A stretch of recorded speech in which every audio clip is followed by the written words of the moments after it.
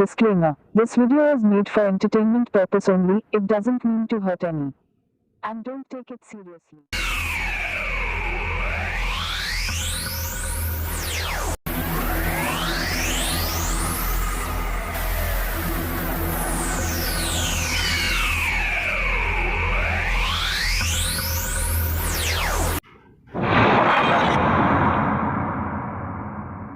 بسم اللہ الرحمن الرحیم.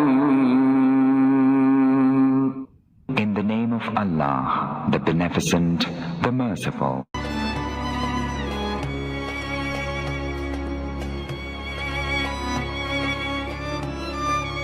السلام علیکم. کبریائی اور شان اللہ عز و جل کی ہے. دوستو، ایک گاؤں کا مکھیا اور اس کا بیٹا سفر کر رہے تھے کہ راستے میں انہوں نے ایک شاہی لشکر کو خیمہ زن دیکھا. جب دونوں وہاں پہنچے تو سپاہیوں کی شان و شوکت اور بادشاہ کا روب و دبدبہ دیکھ کر اس مکھیا کے بیٹے پر ہیبت طاری ہو گئی. وہ کبھی ذرا بند غلاموں کو دیکھتا اور کبھی نیزہ بردار سپاہیوں کو دیکھتا. مکھیا کی حالت بھی بے حد خراب تھی اور اس پر خوف کی کیفیت طاری تھی، یہاں تک کہ وہ بھاگ کر ایک جگہ چھپ گیا. بیٹے نے باپ کی ایسی حالت دیکھی تو کہا کہ آپ تو ایک بستی کے سردار ہیں اور میں سمجھتا ہوں کہ آپ ایک بڑے سردار ہیں، پھر آپ اس بادشاہ کے اس لشکر سے اس قدر خوفزدہ کیوں ہیں؟ مکھیا نے جواب دیا کہ بیٹا، اس میں شک نہیں کہ میں اپنی بستی کا سردار ہوں، مگر اس بادشاہ کے سامنے میری کچھ حیثیت نہیں ہے. میں اس کے ادنا غلاموں میں بھی شمار نہیں ہو سکتا. حضرت شیخ سعدی رحمۃ اللہ علیہ اس حکایت کو بیان کرنے کے بعد فرماتے ہیں کہ کبریائی اور شان اللہ عز و جل کی ہے، اور اس حقیقت سے آشنا اولیاء اللہ رحمۃ اللہ علیہ مجمعین پر ہر وقت اس کی ہیبت طاری رہتی ہے، اور ان کی حالت اس مکھیا جیسی نہیں ہے جو بستی میں خود کو بڑا خیال کرتا ہے. اے بے خبر، ابھی تو شاید گاؤں میں آباد ہے، اس لیے اپنی ذات کو ہی برتر و اعلیٰ سمجھتا ہے. حضرت شیخ سعدی رحمۃ اللہ علیہ اس حکایت میں بیان کرتے ہیں کہ کبریائی اور شان اللہ عز و جل کی ہے، اور اللہ عز و جل کے نیک بندے اس حقیقت سے آشنا ہیں، اور اسی لیے ان میں عجز و انکساری کا پہلو نمایاں ہوتا ہے. وہ جانتے ہیں کہ اللہ عز و جل ہی خالق، مالک اور رازق ہے، اور وہ ہر شے پر قادر ہے. اللہ عز و جل سے رشتہ خلوص پر مبنی ہونا چاہیے. دوستو، سلطان محمود غزنوی کے بیشتر درباری اس بات پر حیران تھے کہ وہ اپنے غلام ایاز پر فرشتہ ہے، اور ان درباریوں کو ایاز میں کوئی خوبی نظر نہ آتی تھی جو اسے دوسروں سے ممتاز کرتی اور سلطان محمود غزنوی کو اس کی جانب متوجہ کرتی. سلطان محمود کو جب اپنے ان درباریوں کی حیرانگی کا علم ہوا تو اس نے ارادہ کیا کہ کوئی مناسب وقت آنے پر میں ان کی آزمائش کروں گا اور ان کے اس اعتراض کا انہیں جواب دوں گا. کچھ دن بعد ایک ایسا موقع آن پہنچا، اور ایک سفر کے دوران نہایت قیمتی ساز و سامان سے لدا ہوا ایک اونٹ پاؤں پھسلنے کی وجہ سے گر پڑا اور اس میں موجود سامان بکھر گیا. سلطان محمود نے اپنے درباریوں کو حکم دیا کہ وہ تمام سامان اکٹھا کریں اور جو چیز جس درباری کے ہاتھ لگ گئی وہ اس کی ہوگی. چنانچہ سلطان محمود غزنوی کا حکم سنتے ہی تمام درباری سامان لوٹنے میں مشغول ہو گئے، اور ایاز اس وقت سلطان محمود غزنوی کے ساتھ ہی کھڑا رہا. سلطان محمود نے ایاز سے کہا کہ تمہارے ہاتھ کیا لگا؟ ایاز کہنے لگا کہ میں آپ کے ہمراہ تھا. سلطان محمود غزنوی نے اپنے ان حاسد درباریوں کو مخاطب کر کے کہا کہ ایاز کی یہی خوبی ہے جو اسے تم سب سے ممتاز کرتی ہے.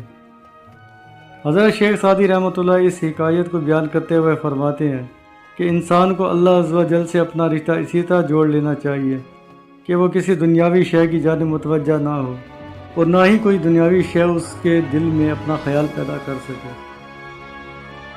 حضرت شیخ سعدی رحمۃ اللہ علیہ اس حکایت میں ایاز کا قصہ بیان کرتے ہیں جو سلطان محمود غزنوی کا مشیر تھا. ایاز ایک سچا اور کھرا انسان تھا. اس کا رشتہ سلطان محمود غزنوی کے ساتھ کسی غرض کے بغیر خلوص پر مبنی تھا، اور دنیاوی ساز و سامان کی اس کی نظر میں کچھ وقت نہیں تھی. اس واقعے کو بیان کرنے کا مقصد یہ ہے کہ تمام انسانوں کو چاہیے کہ وہ اللہ عز و جل سے اپنا رشتہ ایاز کے خلوص کی مانند قائم کریں، اور دنیاوی ساز و سامان سے قطع تعلقی اختیار کر کے خاص اللہ عز و جل کے ہو جائیں. حقیقی مالک تو اللہ عز و جل ہے. ایک شخص نے حاکم شیراز تاجک سعد بن زنگی کی شان میں قصیدہ پڑھا. حاکم شیراز اس سے اتنا خوش ہوا کہ اسے ایک بیش قیمت خلت عطا فرمائی. اس خلت یعنی لباس کے دامن پر اللہ بس کے الفاظ کڑے ہوئے تھے۔ قصیدہ پڑھنے والی کی نظر جب اس پر گئی تو اس کی کیفیت تبدیل ہو گئی اور اس نے اپنے جسم سے اس خلت کو اتار دیا اور دیوانہ وار جنگلوں کی جانب بھاگ نکلا۔ جنگل میں اس کی ملاقات درویشوں کی ایک جماعت سے ہوئی۔ درویشوں نے جب اس کا حال سنا تو حیران ہوئے۔ ان میں سے ایک کہنے لگا کہ تم بھی عجیب ہو، بادشاہ نے تمہیں انعام عطا کیا اور تم نے اس کا انعام ٹھکرا دیا۔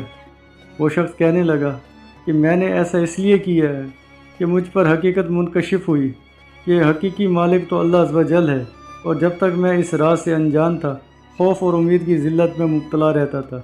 اب میرا اللہ پر کامل یقین ہے اور اب میرے دل کو نہ ہی کسی بادشاہ کا خوف ہے اور نہ ہی کسی دوسری ذات سے مجھے کوئی امید وابستہ ہے۔ حضرت شیخ سعدی رحمۃ اللہ علیہ اس حکایت میں ایک شخص کا قصہ بیان کر رہے ہیں کہ جس نے شیراز کی حاکم کی شان میں قصیدہ پڑھا اور حاکم شیراز نے اسے خوش ہو کر اسے ایک خلت عطا فرمائی جس پر اللہ بس کے الفاظ کڑے تھے۔ اس شخص کی نظر جب ان الفاظ پر پڑی تو اس کی کیفیت بدل گئی اور وہ اس قلت کو اتار کر جنگلوں میں چلا گیا۔ پھر جب اس سے کچھ لوگ ملے تو انہوں نے اس کی کیفیت دریافت کی تو اس نے کہا کہ مجھ پر حقیقت واضح ہو گئی اور اب میرا یقین اللہ عز و جل پر پختہ ہے اور اس کے سوا مجھے کسی دوسری ذات سے کوئی امید نہیں ہے۔ بس اللہ عز و جل پر کامل یقین ایسی دولت ہے جو جسے مل جائے وہ کسی کا محتاج نہیں رہتا، اور انسان کی تمام مشکلات کا حل اسی میں ہے کہ وہ اللہ عز و جل کی ذات کو ہی اپنا مقصود بنا لے اور اللہ عز و جل کے نیک لوگوں کے دامن سے وابستہ ہو جائے اور برے لوگوں سے کنارہ کشی اختیار کر لے، کیونکہ نیک لوگوں کی صحبت انسان کو نیک بناتی ہے اور بری صحبت انسان کو برا بناتی ہے۔ جیسے خربوزے کو دیکھ کے خربوزہ رنگ پکڑتا ہے۔ وما علینا الا البلاغ المبین۔